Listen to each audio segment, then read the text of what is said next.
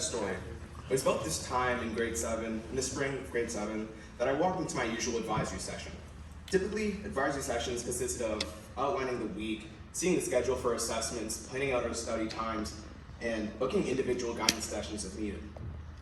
As we walked into the room, this day was a bit different. There was no schedule on the board, no outline for the week, and the desks were a bit spaced out, as if we were taking some sort of test. On each desk was a stack of sticky notes, an envelope, and a pen.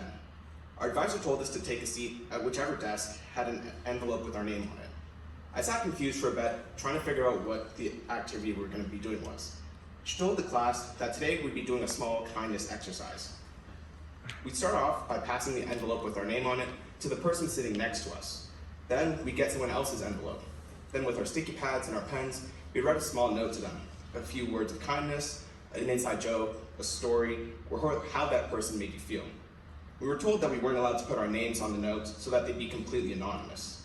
After a few minutes, we'd then place our note in their envelope and pass it on to the next person until we'd written a message to every person in the class.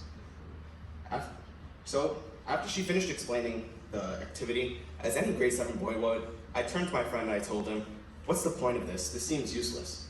The advisor overheard us and said to me and the rest of the class, "It's because at some point, someone in this class will be having a bad day, and they'll be going through something tough, and they'll use this envelope, read the messages, and instantly feel better."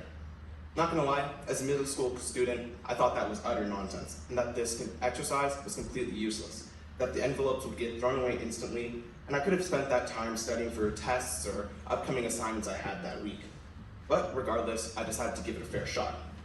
We spent the next hour writing our messages to each other, and at the end of the hour, our advisor collected all the envelopes. She said that we'd get them back at the end of the year.